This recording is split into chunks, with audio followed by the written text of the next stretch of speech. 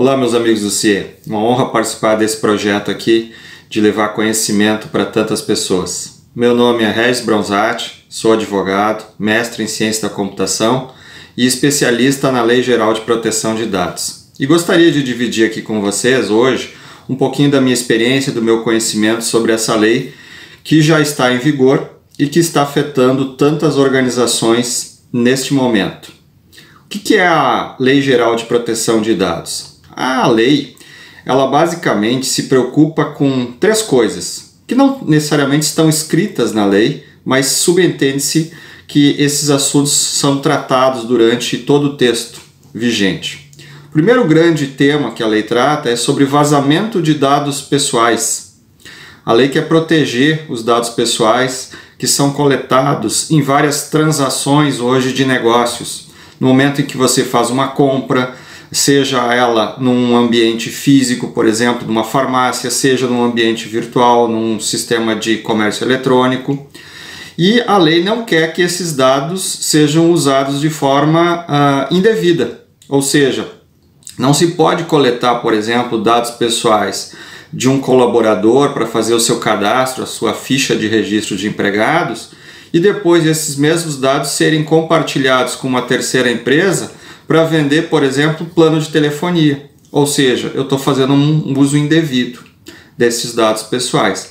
E isso mexe com aquilo que é mais difícil da lei fazer uma mudança rapidamente, que é mexer com o comportamento do ser humano. É muito difícil hoje para o ser humano se dar conta de que é ele mesmo com seus dados pessoais que é o produto no mundo digital. E a partir disso, a gente se torna refém dos nossos próprios comportamentos, ou seja, a gente não cuida com as nossas informações que a gente deposita em sites, em redes sociais e acaba, de certa forma, ajudando a proliferar os seus próprios dados e espalhar eles pela rede de uma forma que pessoas de má fé possam utilizar ou, enfim, que possam até comercializar esses dados. Basicamente, a lei ela não tem um caráter negativo, apesar de muitos entenderem isso. A lei, no fundo, ela é o primeiro movimento legal brasileiro para o século XXI, apontando para transformações dos negócios. O que acontece com essa nossa nova sociedade digital? A partir do momento em que a gente faz muitos negócios no âmbito de internet, no âmbito de comércio eletrônico, se passa a utilizar muito tecnologias de transmissão de dados em segundos, nós massificamos esse uso, de certa forma, e aceleramos uma série de momentos da nossa vida. Então, o que acaba acontecendo? A lei ela está dando oportunidade para as organizações olharem para dentro de si mesmas, olharem para os seus processos de negócio e dizer assim: será que eu posso fazer esse processo mais rápido, mais ágil e mais barato? Então, a lei ela procura impulsionar as organizações para esse momento. Então, se a gente pegar a força da lei e trazer para dentro da organização e transformar os nossos processos como eles devem ser no século XXI, a organização vai sair mais forte, ela vai sair mais competitiva neste século XXI que nos força a ser tão ágil, tão rápido e tão competitivo. Afinal, é a sociedade digital que permeia tudo na nossa vida e nos faz ser mais rápidos e melhores nesse sentido. Então, a lei tem uma série de características muito interessantes, porque ela separa basicamente três grandes tipos de dados. Quais são eles? Dados pessoais tradicionais, como nome, CPF, endereço, carteira de identidade. Dados pessoais sensíveis, que dizem respeito àqueles dados que são muito privados de uma pessoa, como dados da saúde da pessoa, a imagem de uma pessoa, a biometria de uma pessoa, que poderia ser a sua própria digital. Podem ser dados de filiação partidária, pode ser dados de raça, pode ser dados de orientação sexual. Então, o que acontece com esses dados que são chamados pela Lei de Dados Sensíveis? São dados que devem ser tratados com um cuidado muito maior, que se busca sempre da pessoa, quando se coletar esses dados, o que a gente chama de consentimento. Por que isso? Porque se esses dados forem usados de forma indevida, eles podem gerar discriminação. E não é isso que a lei quer. A lei quer que as pessoas sejam tratadas da mesma forma, na mesma situação. E não se pretira algumas pessoas em relação a outras em alguns processos, por exemplo, processo seletivo, porque uma pessoa é de uma raça e outra pessoa é de outra, né? Então esses dados têm que ser cuidados com muito mais carinho, com muito mais zelo, com muito mais propriedade, utilizando-se das melhores técnicas de segurança da informação que existam. E um terceiro tipo de dado, que muitas vezes não é muito lembrado hoje, são os dados de criança e adolescente. Então os dados de criança e adolescente, eles têm que ser tratados também com um cuidado desejado, inclusive com aprovação dos pais ou responsáveis. Então veja, a lei procura segmentar esse tipo de dado para dizer, para cada tipo, um determinado cuidado, um determinado zelo, uma determinada orientação de como tratar essas informações no âmbito do dia a dia de qualquer tipo de organização. Muitos perguntam, mas essa lei ela já não existia no Brasil? Bom, de certa forma, esta lei ela tem esse assunto tratado de vários momentos, né? Tem no Código de Defesa do Consumidor, tem no Código Civil, mas nunca houve no Brasil uma lei geral, né, como o próprio nome diz, que englobasse todos os aspectos que envolvem o tratamento de dados pessoais, inclusive relativos à própria segurança dessa informação, a governança que envolve o tratamento desses dados. Então esta é uma lei realmente inovadora, jovem, vamos dizer assim, para o Brasil, apesar de que na América Latina o Brasil é um dos últimos países a ter essa lei. Então veja, a gente tem que avançar muito ainda para chegar no mesmo nível de países como Argentina, México, Uruguai, que já tem essa lei há mais de 10 anos, por exemplo. Além disso, a lei tem uma dúvida que muitos me perguntam sobre, tá, mas a lei vale para pessoa física ou para jurídica? Vale para ambos. Mesmo para uma pessoa física pode valer até para uma pessoa jurídica, desde que eu faça tratamento de dados com um cunho econômico e que venda algum produto ou serviço em território nacional. E aí surge uma dúvida.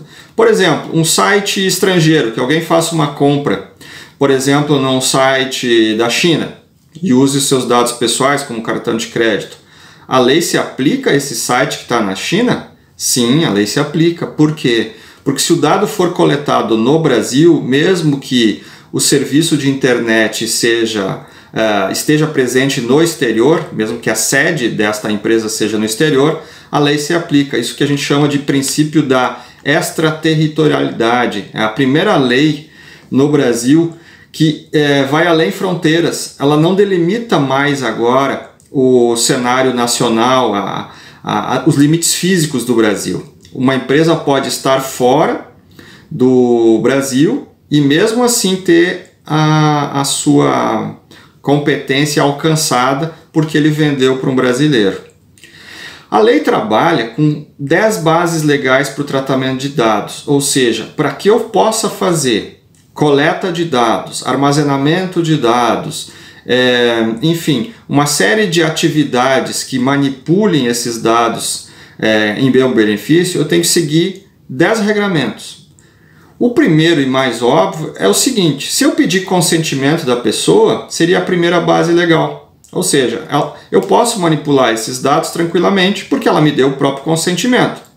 Em outros momentos, eu vou ter que atender uma lei, que a gente chama de obrigação legal. Se eu tiver que atender uma obrigação legal, eu já tenho a base para fazer esta manipulação. Em outros momentos, eu tenho que atender uma proteção à vida. E nesse caso, eu também tenho então uma base legal para fazer coleta de dados pessoais. Pense em uma clínica médica ou num hospital. Em outro momento, eu tenho um contrato. E esse contrato pressupõe esta coleta de informações de pessoas físicas. Então, o contrato me dá a base que eu posso para fazer negócios. Em outros momentos, eu tenho a proteção ao crédito. Então, a proteção ao crédito me dá a guarida para que eu possa fazer a coleta dos dados das pessoas. Enfim, A lei, então, regula uma série de situações do nosso cotidiano que eu tenho que enquadrar dentro dessas 10 bases legais. Tá, mas eu como pessoa física, eu como titular de dados, que direitos eu tenho? Isso é muito interessante, né? Porque as empresas até bem pouco tempo atrás diziam: os dados que estão comigo das pessoas são meus. Agora, não. Os dados das pessoas que estão comigo como empresa estão de posse da empresa, mas os dados continuam sendo das pessoas.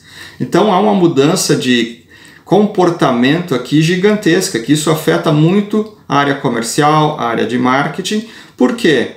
Porque as pessoas passam a ter uma série de direitos sobre esses dados, como por exemplo, se uma pessoa der o consentimento a você para você coletar os dados dela em determinada situação, como por exemplo no acesso a uma portaria num condomínio, ela no outro dia ela pode revogar esse consentimento. Por quê? Porque é direito dela. Ela também pode pedir a correção de dados em cadastros que estão incorretos, porque muitas vezes tu participa de um concurso público por hipótese e o teu nome ele vai com uma grafia incorreta. É direito do titular solicitar e ter o seu nome grafado corretamente em função de um erro de ortografia por hipótese. É direito do titular de dados agora pedir a portabilidade dos seus dados pessoais. E veja aqui como a lei pode ser positiva para aquilo que eu chamo de inovação. Você pode, a partir do pedido de um titular de dados, pedir a portabilidade de uma empresa para outra, significa que eu vou ter que construir mecanismos de software, de tecnologia, para que esses dados sejam transferidos de uma empresa para outra, obedecendo certos padrões que ainda nem foram criados.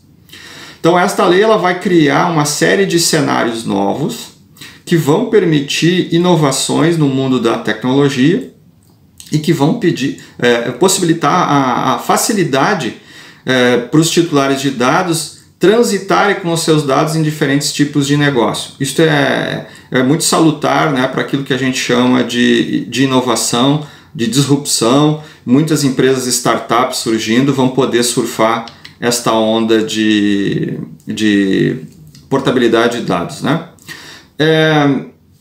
Mas uma outra questão. Esta lei ela já gerou algumas consequências para algumas organizações? Sim.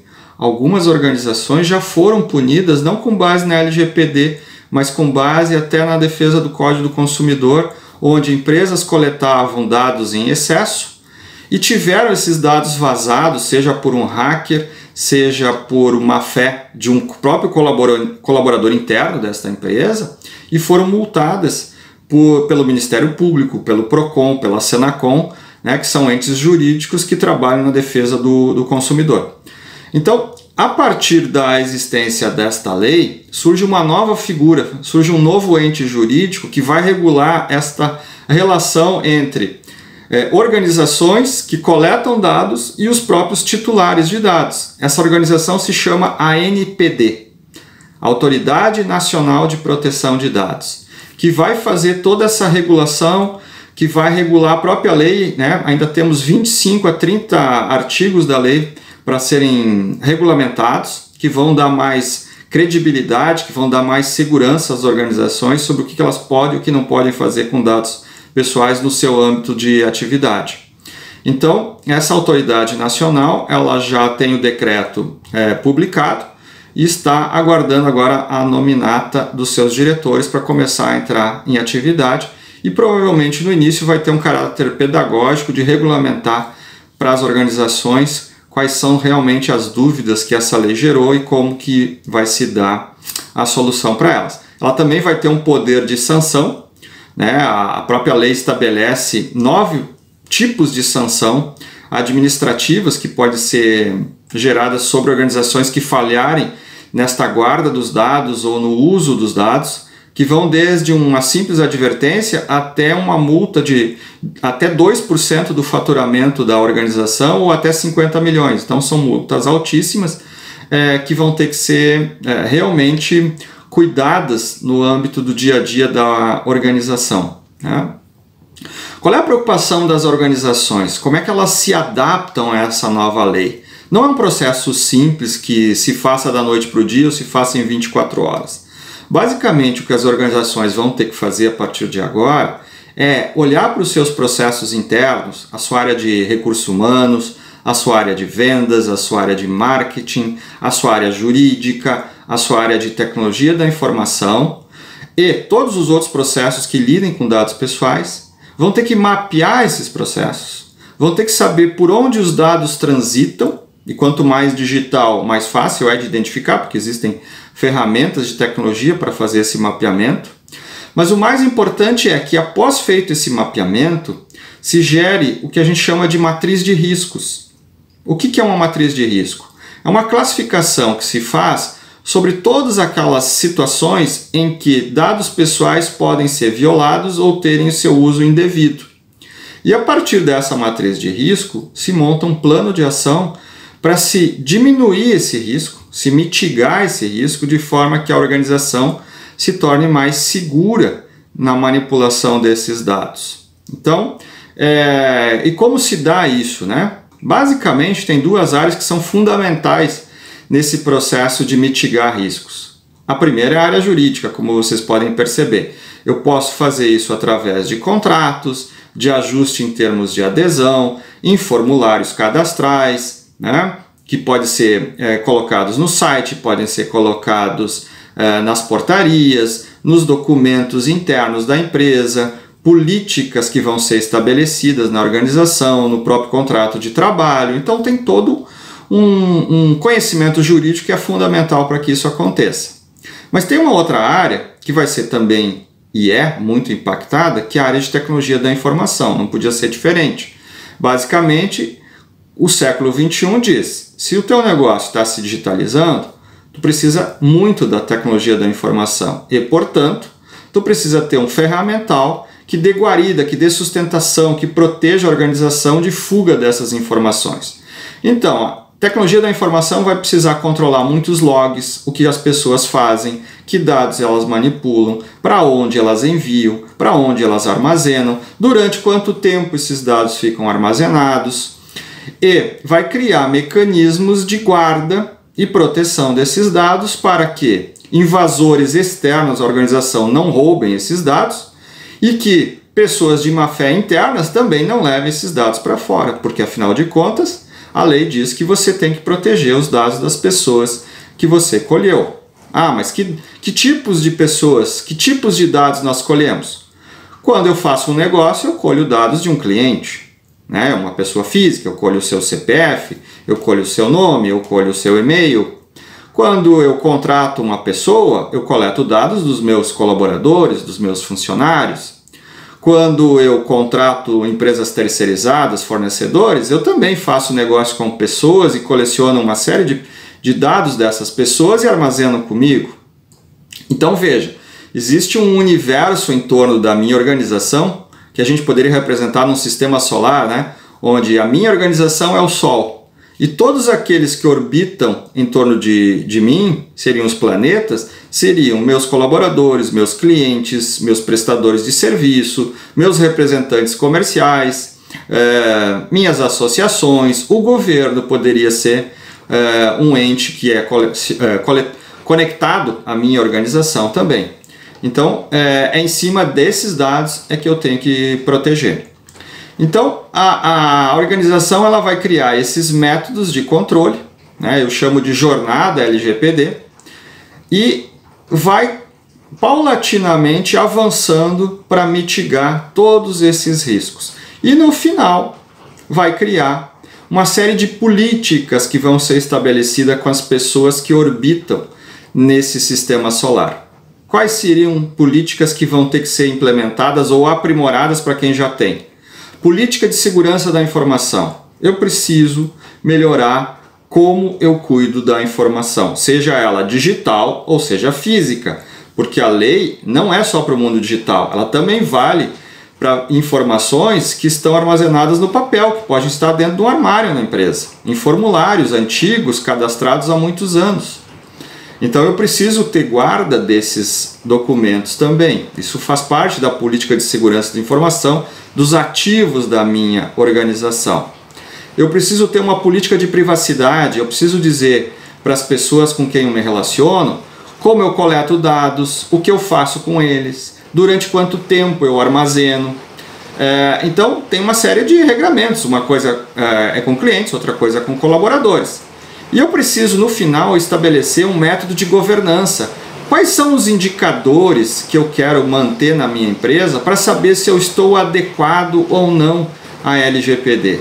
Eu preciso saber se os meus colaboradores estão treinados, se eles sabem as melhores técnicas de segurança no mundo físico ou no mundo digital, se eles têm cuidado com as suas próprias informações, com seus próprios dados pessoais, se os dados dos meus colaboradores que eu compartilho com terceiros vinculados à minha empresa, os terceiros também têm a mesma garantia de proteção que eu dou a eles.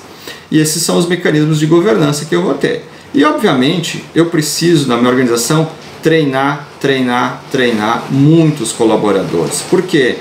Porque nem todo mundo está acostumado ainda com certos processos mais rígidos de segurança da informação. É muito comum que as pessoas hoje enviem e-mails para pessoas que têm sufixos @hotmail, @gmail, com senhas não muito fortes, não muito tradicionais, e que isto acabe gerando riscos para a organização de vazamento de dados. Por quê? Porque determinados tipos de armazenamento não são os adequados para aquilo que a própria organização precisa. Então veja, é toda uma mudança de cultura que vai ter que ser instaurada pela organização, né, de preferência com o apoio da alta gestão, né, de uma maneira top-down, onde a alta gestão apoie todas as suas instâncias da gerência, a sua supervisão e desça até o nível tático e operacional, para que as pessoas absorvam esse conhecimento e passem a cuidar dos dados pessoais nos processos mais simples, naqueles processos que a gente jamais imaginava que a gente deveria ter cuidado, como por exemplo, no simples acesso a uma portaria, onde se pede, por exemplo, o número da identidade de um visitante. E veja, a gente às vezes pede o número da identidade de um visitante e anota num caderno, um caderno físico de papel. Pergunta que fica: depois que enche o caderno, para onde vai esse caderno? Essa é uma pergunta que a lei faz e ela precisa ter a resposta. A gente precisa dizer para a organização que o caderno, quando enche, ele é arquivado num armário e é destruído em até 6 meses depois. Por exemplo, seria um processo de negócio que tem que ser estabelecido pela organização. Então, toda organização vai criar o seu jeito, a sua forma de lidar com dados pessoais, de forma que a gente atenda as 3 premissas iniciais, que não pode vazar os dados, não pode usar os dados das pessoas de forma indevida, diferente daquilo que foi coletado, e a tentativa de mudar o hábito e o comportamento das pessoas em relação à sua própria segurança com os seus próprios dados, que eu entendo que é a fase ou a tarefa mais difícil, mais árdua, que é mudar a cultura das pessoas e como elas agem. Esta visão tem que ser sempre uma estratégia corporativa, seja da pequena, média ou grande empresa. Isso é um outro ponto que eu saliento. Essa lei vale para qualquer tipo de empresa, não é só para grande empresa. Ela vale para pequena empresa. Aquela empresa que coleciona dados, por exemplo, em cadastros de WhatsApp. Ali tu tem dados pessoais. O telefone celular de uma pessoa é dado pessoal.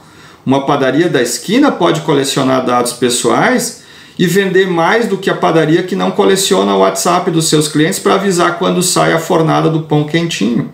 Então veja, a gente coleciona dados a todo momento porque negócios se fazem com pessoas e pessoas fornecem dados para se fazer negócio. Então nós temos uma oportunidade fantástica de transformação nesse momento, que vai fazer a diferença para muitas organizações na sua competição, na sua vertical de atuação, e quanto mais rápido elas iniciarem essa jornada, mais rápido elas vão conseguir alcançar os seus objetivos, a sua inovação, o seu status de organização do século XXI. Então, espero que eu possa ter ajudado vocês a conhecer um pouquinho mais da Lei Geral de Proteção de Dados. Um grande abraço e até um próximo episódio, até um próximo curso. Um abraço, tchau, tchau. Música